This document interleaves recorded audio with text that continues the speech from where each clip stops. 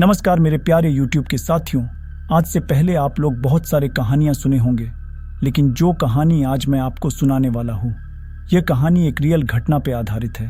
तो दोस्तों, आज की हमारी यह कहानी सुनकर आपको सच में डर का एहसास होने वाला है। बस मेरी आपसे इतनी गुजारिश है कि आप अगर इस कहानी को पूरा सुनेंगे तो आपको सच में बहुत ज़्यादा मज़ा आने वाला है।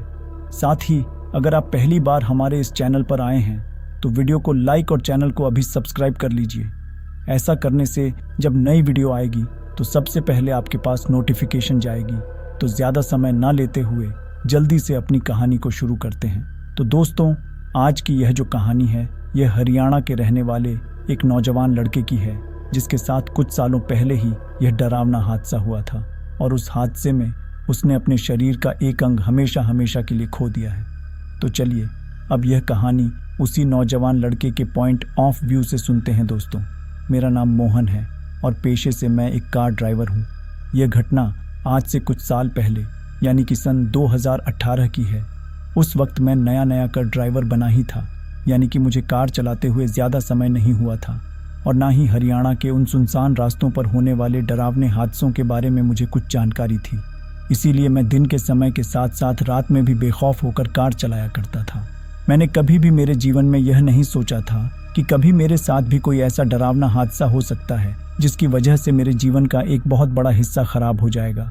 लेकिन उस हादसे के होने के बाद मैंने मेरे जीवन में कभी भी शाम ढलने के बाद अपने घर से बाहर कदम नहीं रखा, क्योंकि जैसे ही मुझे मेरी आंखों के सामने थोड़ा बहुत भी अंधेरा दिखाई देता है तो मुझे मेरे साथ हुई वह घटना याद आने लगती है। और उसको याद करने के बाद पता नहीं अचानक क्यों, लेकिन मेरी सांस फूलने लगती है और अचानक से मेरा ब्लड प्रेशर हाई हो जाता है। दरअसल यह उस दिन की बात है जिस दिन मुझे कुछ भी काम नहीं मिला था, और काम ना मिलने का सबसे बड़ा कारण था बारिश। क्योंकि जब बारिश होती है तो लोग अपने घरों से बाहर निकलना बहुत कम पसंद करते हैं। अगर उन्हें कोई काम होता भी है तो वह उसे आगे के लिए टाल देते हैं कि बारिश रुकने के बाद उस काम को करेंगे।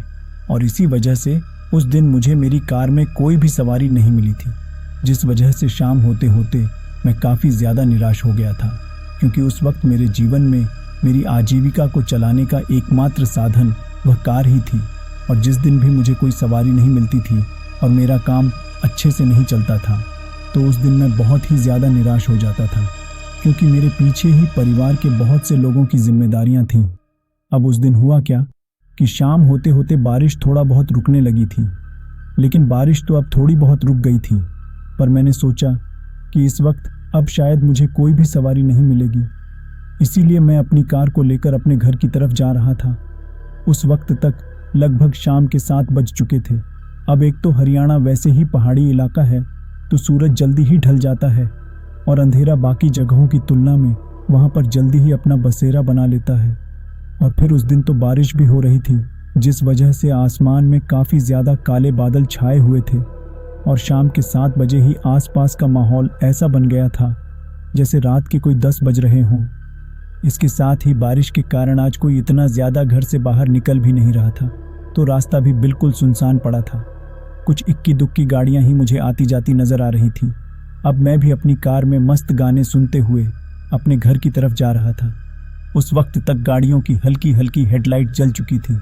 अब रास्ते पर जाते हुए अचानक मुझे एक बड़ा सा स्पीड ब्रेकर दिखाई देता है, जिसकी वजह से मैंने मेरी कार को थोड़ा धीमे किया। और जब मैंने कार को धीमी किया तो मुझे दिखाई देता है कि इस स्पीड ब्रेकर के बगल में एक बड़ा सा पेड़ है, जिसके नीचे एक औरत खड़ी हुई है। उसको देखकर मैंने सोचा कि शायद यह बारिश से बचने की वजह से इस पेड़ के नीचे खड़ी है और इसको कहीं पर जाना होगा, तो क्यों ना मैं एक बार इससे पूछ लूँ कि इसे कहाँ जाना है। वैसे भी आज मेरा कोई इतना ज़्यादा धंधा नहीं हुआ है, तो घर जाते वक्त पता नहीं तो थोड़ी बहुत आमदनी हो ही जाए। अभी मैं ये सब सोच ही रहा था कि तभी अचानक से सामने से ही उस औरत ने मुझे कार रोकने के लिए हाथ से इशारा किया। और मेरे लिए तो यह काम सोने में सुहागा के जैसे हो गया था, क्योंकि मैं तो खुद उसके पास जाकर कार रोककर ये पूछने वाला था कि आपको कहीं जाना हो तो मैं छोड़ दूं। लेकिन उस औरत ने तो खुद ने ही मुझे हाथ देकर कार रोकने का इशारा कर दिया था। इसलिए जैसे ही मैं उसके करीब पहुंचा तो मैंने कार को उसके पास रोका। तभी मैंने कार में बैठे बैठे ही उसकी तरफ का शीशा नीचे किया और उसे आवाज़ लगाकर पूछा कि आपको कहाँ जाना है। तो वह मेरे पास आकर मुझसे कहती है कि शायद मुझे जहाँ जाना है वहाँ तक तो आप मुझे नहीं छोड़ पाओगे, लेकिन आप मुझे थोड़ा आगे तक छोड़ दो। तभी मैंने सोचा कि शायद इसको कहीं दूर जाना होगा और आज मेरा कुछ ज़्यादा धंधा नहीं हुआ है, तो क्यों ना मैं ही उसे वहाँ पर छोड़ दूँ जहाँ पर इसे जाना है, चाहे फिर वह थोड़ी दूर ही क्यों ना हो। अगर थोड़ी ज़्यादा दूर होगा तो मैं इससे ज़्यादा पैसे ले लूँगा। इससे मेरे सारे दिन का जो नुकसान हुआ है उसकी भी भरपाई हो जाएगी। अभी यही सोचकर मैं उससे कहता हूँ कि आप बताइए आपको कहाँ जाना है, मैं आपको छोड़ दूँगा। तो वह औरत मुझसे कहती है कि पहले कार में तो बैठने दो या बाहर, यहाँ बारिश में खड़े खड़े ही मुझसे सारी बातें करोगे। उसके बाद मैंने उसे कार में बैठने के लिए कहा और मेरे कहते ही वह कार में बैठ गई। अब मैं कार में आगे ड्राइविंग सीट पर बैठा हुआ था और वह पीछे की सीट पर बैठी हुई थी। तभी मैंने उससे पूछा कि आपको कहाँ जाना है, तो उसने कहा कि तुम बस चलते रहो, मैं तुम्हें बताती हूँ। उसके बाद मैंने चुपचाप कार चलाना शुरू कर दी। अभी हम लोग कुछ दूर चले ही थे कि तभी मैंने पीछे के मिरर में देखा कि वह औरत कुछ ज़्यादा ही परेशान सी लग रही है। वह बार बार खिड़की से दोनों तरफ झांक रही थी, लेकिन तब तक तो मैंने उससे कुछ नहीं बोला। फिर कुछ ही समय बाद अचानक उसे ज़ोर ज़ोर की हिचकियाँ चलने लगती हैं, तो मैं उसे अपनी साइड की सीट के पास रखी हुई पानी की बोतल देते हुए कहता हूँ कि आप यह पानी पी लीजिए, इससे आपको हिचकियाँ आना थोड़ा कम हो जाएंगी। इसके बाद वह औरत मुंह से तो कुछ नहीं बोलती है, लेकिन मेरे से वह पानी की बोतल लेकर उस बोतल से पानी पीने लगते हैं और थोड़ा बहुत पानी पीने के बाद वह मुझे बोतल वापस कर देती है। जिसके बाद मैं उसे साइड की सीट के बगल में जहाँ पर वह बोतल पहले से थी वहीं पर उसे वापस रख देता हूँ। अब हमें चलते हुए काफ़ी समय हो चुका था और हम मुख्य शहर से काफ़ी दूर आ चुके थे। अब मैंने एक बार फिर से उस औरत से पूछा कि मैडम आप बताइए तो सही, आपको जाना कहाँ है? ऐसे तो आप मुझे पूरी रात ही इधर से उधर घुमा रहेंगी। तो उसने मुझसे कहा कि उस शहर से बाहर ही एक जगह है, वहाँ पर जाना है और वह जगह इसी रास्ते पर आने वाली है। जब वह जगह आ जाएगी तो मैं तुझे बता देगी कि कहाँ पर रुकना है। इसके बाद मैंने भी ज़्यादा गौर नहीं किया और मैं कार चलाने पर ध्यान देने लगा था। जब मैंने मेरे हाथ में पहनी हुई घड़ी में टाइम देखा तो उस वक्त रात के 10 बजने वाले थे। इसके बाद समय की गंभीरता को देखते हुए मैंने कार को थोड़ा तेज़ चलाना शुरू किया, क्योंकि मुझे वापस घर भी लौटना था। अभी मैं कार चला ही रहा था कि तभी अचानक मेरी नज़र उस पानी की बोतल पर जाती है जिसको मैंने थोड़ी देर पहले उस औरत को दिया था। उस पानी की बोतल को देखकर एक पल के लिए तो मैं चौंक जाता हूँ, क्योंकि उस बोतल में जो पानी था उसका पूरा रंग लाल हो चुका था। उसे देखकर ऐसा लग रहा था कि जैसे उसमें पानी नहीं बल्कि खून भरा हो। तभी मैंने कार चलाते हुए मन ही मन सोचा कि जब मैंने इस बोतल को वापस यहाँ पर रखा था तो इसमें बिल्कुल साफ पानी था, तो फिर अचानक इस बोतल को यहीं पर रखे इसका कलर इतना ज़्यादा लाल कैसे हो गया है? तभी मैंने एक नज़र पीछे के मिरर पर मारी और पीछे का नज़ारा देखकर तो मेरी तो हालात ही ख़राब हो गई थी। वह औरत जो मेरी कार में मेरे पीछे बैठी हुई थी, उसके मुंह से बार बार खून निकल रहा था और वह अपनी साड़ी के पल्लू से उस खून को बार बार साफ कर रही थी। अभी मैं उस औरत की तरफ देख ही रहा था कि तभी अचानक उसकी नज़र भी उस मिरर की तरफ पड़ती है और हम दोनों की नज़रें मिल जाती हैं। नज़रें मिलते ही वह औरत मुझसे कहती है कि क्या देख रहे हो, अपना ध्यान कार चलाने में लगाओ। तभी मैंने मन ही मन सोचा कि कहीं आज मैं किसी मुसीबत में तो नहीं फंस गया हूँ, और इसके बाद मैंने थोड़ी हिम्मत करके उस औरत से पूछा कि मैडम आपसे एक बात पूछूं? आपने जब इस बोतल से पानी पिया तो इस बोतल की पानी बिल्कुल साफ था, लेकिन अचानक से इसका पानी खून की तरह लाल हो गया है और आपके मुंह से भी बार बार यह खून क्यों निकल रहा है? मेरे इतना कहने पर वह औरत मुझसे कहती है कि इस बोतल का रंग लाल इसलिए हो गया है क्योंकि मैं इंसानों का खून पीती हूँ और ये मेरे मुंह से जो खून निकल रहा है वह भी इंसानों का ही है। और मुझे इतना कहकर वह औरत ज़ोर ज़ोर से हंसने लगती है। अब मैं थोड़ा सा डर गया था, पर मैंने सोचा कि शायद यह मैडम मेरे साथ मजाक कर रही है। तभी मैं उस औरत से कहता हूँ कि क्या मैडम आप भी कैसी मजाक करती हो? तभी उस औरत ने अचानक से बड़ी ही गंभीर आवाज़ में मुझसे कहा कि तुम जैसे लोगों की यही तो कमी होती है कि वह हर चीज़ को मजाक समझने लगते हैं। अब ये सुनकर तो मैं थोड़ा डर जाता हूँ, लेकिन अब मैं कर भी क्या सकता था, क्योंकि जब मैंने सामने की तरफ देखा तो मैं शहर से दूर एक बहुत ही सुनसान और वीरान रास्ते पर आ चुका था, जिसके चारों तरफ घना जंगल और सिर्फ अंधेरा था। अगर मैं शहर में किसी आबादी वाली जगह पर होता तो मैं इसी समय मेरी कार को रोककर उस औरत को नीचे उतार देता, लेकिन मुझे उस जगह पर उससे पंगा लेना ठीक नहीं लगा। इसके बाद कार चलाते हुए मुझे अचानक मेरे पैरों के नीचे कुछ चिपचिपा सा महसूस होता है, और जब मैंने गौर से नीचे मेरे पैरों की तरफ देखा तो वहाँ पर मेरे पीछे की साइड से बहता हुआ कुछ खून के जैसा आ रहा था, और जब मैंने गौर से उसे देखा तो वह खून ही था। इसके बाद मुझे पक्का यकीन हो गया था कि आज मैंने एक बहुत बड़ी मुसीबत को अपनी कार में बिठा लिया है। अभी मैं मेरे पैरों की तरफ देख ही रहा था कि तभी अचानक मेरी कार एक झटका खाकर उस सुनसान रास्ते पर रुक जाती है। मैं कार में बैठा बैठा ही बार बार चाबी मारकर कार को दोबारा स्टार्ट करने की कोशिश करता हूँ, पर मेरे कई बार कोशिश करने पर भी कार स्टार्ट नहीं होती है। इसके बाद मैं उस औरत से कहता हूँ कि आप रुकिए, मैं ज़रा देखता हूँ, लेकिन इसके जवाब में उस औरत ने मुझे कुछ नहीं बोला और वह बस चुपचाप बैठी रही। मुझे भी मेरे बचने का यह एक बहुत अच्छा मौका मिल गया था। मैंने सोचा यहाँ से बहुत दूर भाग जाऊँगा और अपनी जान बचा लूँगा। अब मैं कार से नीचे उतरता हूँ और आगे जाकर कार का इंजन चेक करने के लिए उसका बोनट खोलता हूँ। अब मैं इंजन को चेक करते हुए बार बार मन में यही सोच रहा था कि मैं यहाँ से भागूं या नहीं भागूं। फिर अचानक से एक बार मेरी नज़र कार में बैठी उस औरत के ऊपर पड़ती है, और जैसे ही मेरी नज़र उसकी तरफ पड़ती है तो मेरे पैर थर थर कांपने लगते हैं।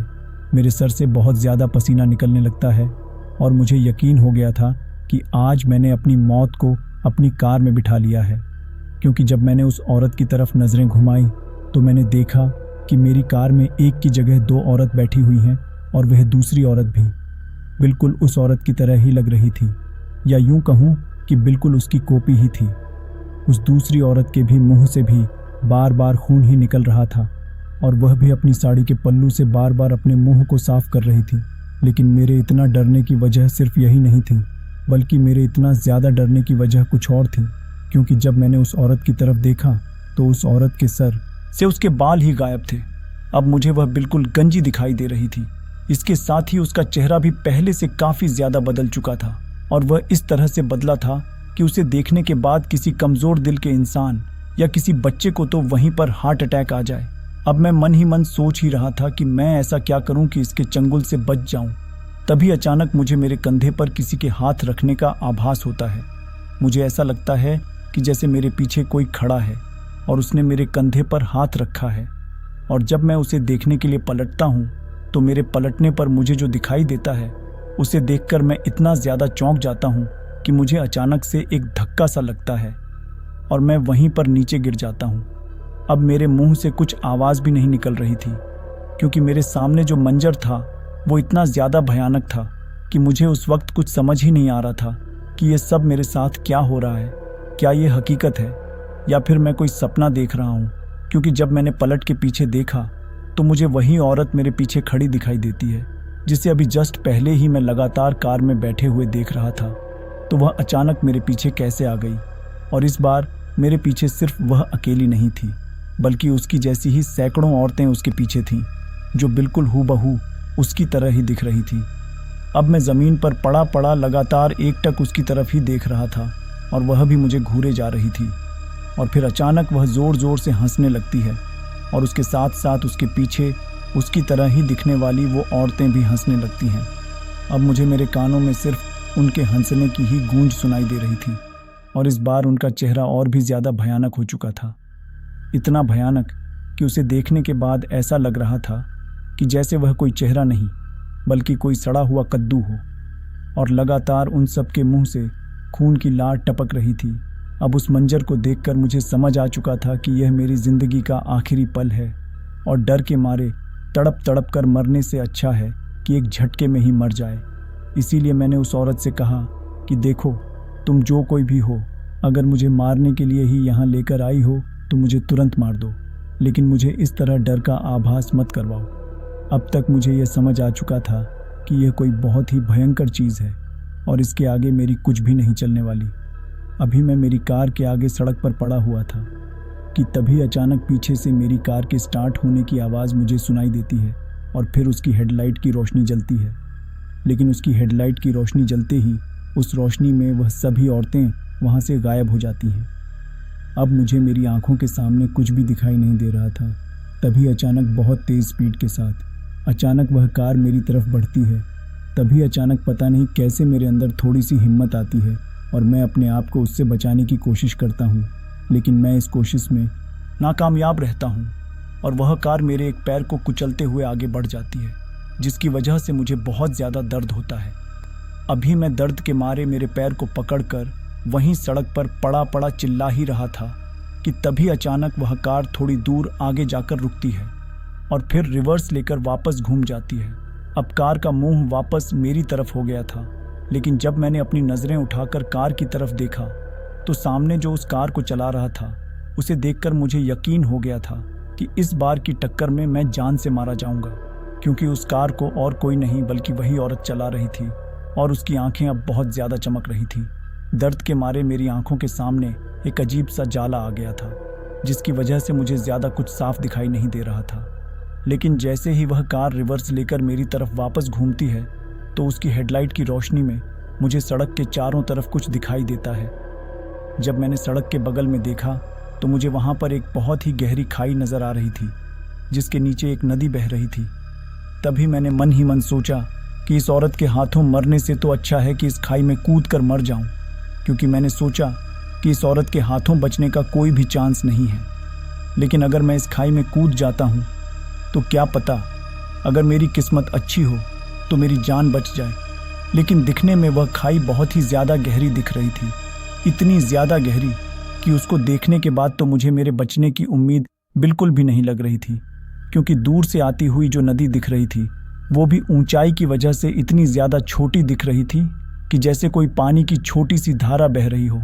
अब अचानक फुल स्पीड के साथ वह कार मेरी तरफ फिर से आने लगती है और तभी मैंने अचानक से फैसला लिया कि मैं इस खाई में ही छलांग लगाऊंगा। इस बार वह औरत मुझे उस कार से कुचलेगी।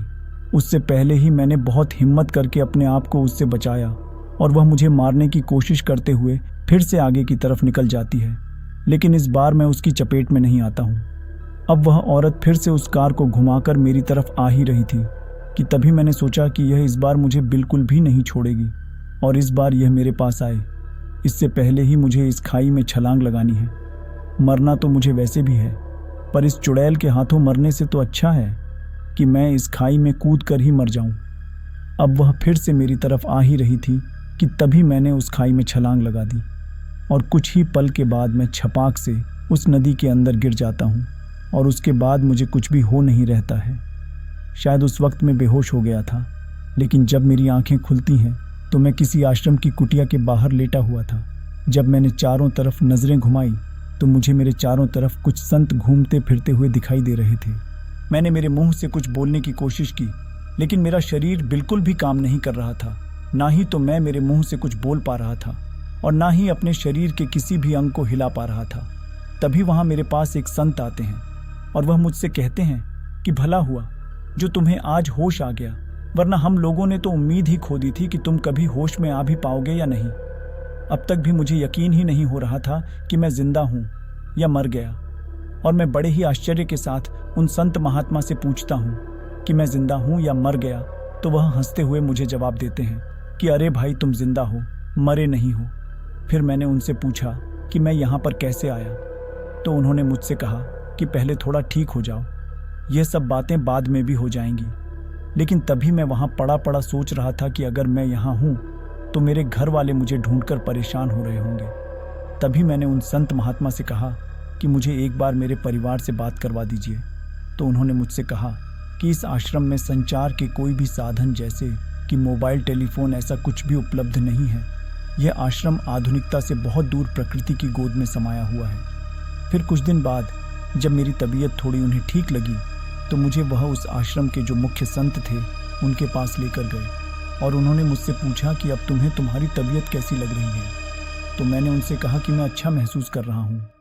इसके साथ ही मैंने उनसे कहा कि मैं कई दिनों से यह जानने की कोशिश कर रहा हूँ कि मैं यहाँ तक कैसे आया, तो कृपया करके आप मुझे बताइए। तो उन्होंने मुझसे कहा कि जब हम सुबह नदी में नहाने के लिए गए तो तुम हमें उस नदी में बहते हुए दिखाई दिए, इसीलिए हमने तुम्हें वहाँ से बचाया। फिर उन संत महात्मा ने मुझसे पूछा कि आखिर तुम उस नदी में गिरे कैसे, और तुम्हारे एक पैर में भी बहुत ज़्यादा चोट लगी हुई थी। तभी मैंने उस रात मेरे साथ जो घटना हुई थी वह सब कुछ उन संत महात्मा को बताया। तो फिर उन्होंने मुझसे जो बात कही उसको सुनने के बाद मुझे यकीन नहीं हो रहा था कि मैं इतने बड़े मुसीबत के जाल से आखिर उस दिन बचा तो बचा कैसे। उन्होंने मुझे बताया कि इस नदी के बगल से ऊपर पहाड़ी पर जो रास्ता है और जहाँ से शायद तुम गिरे थे, उस रास्ते पर अक्सर एक छलावा देखा गया है जो कई बार अलग अलग रूप लेकर मुख्य शहर की ओर जाता है और वहाँ से लोगों को अपना शिकार बनाकर शहर से इतनी दूर इस रास्ते पर लेकर आता है और यहाँ लाकर वह लोगों को मार देता है। और अब तक इस रास्ते पर कई लोगों की अज्ञात लाशें भी मिली हैं। उन लोगों को भी ठीक वैसे ही कुचल कर मारा गया था जैसे तुम्हारा पैर कुचला हुआ है। पर शायद उस दिन तुम्हारी किस्मत थोड़ी अच्छी थी जो तुम उसके के चंगुल से बच गए, वरना आज तक तो उसने कई लोगों को मौत के घाट उतार दिया है। इसी वजह से आश्रम का कोई भी व्यक्ति सूरज ढलने के बाद उस रास्ते की तरफ कभी भी नहीं जाता है। कहा जाता है कि वह छलावा इतना खतरनाक है कि वह किसी भी प्रकार का रूप लेकर इंसान को आकर्षित कर सकता है। इसके बाद उन आश्रम के लोगों ने मुझे मेरे घर तक पहुंचने में मेरी काफ़ी मदद की और जब मैं मेरे घर पर पहुंचा तो मेरे घर वालों ने मुझे कहा कि हमने तो तुम्हें मरा हुआ समझ लिया था, क्योंकि मुझे मेरे घर वालों ने बताया कि तुम्हें गायब हुए आज लगभग 2 महीने हो चुके हैं, जिसकी वजह से घर वालों ने पुलिस में भी मेरी गुमशुदगी की रिपोर्ट दर्ज करवाई थी। और जब आश्रम से शहर की तरफ में आ रहा था तो मैंने भी देखा था कि शहर की कई जगहों पर मेरी फ़ोटो के साथ गुमशुदगी के पोस्टर लगे हुए थे।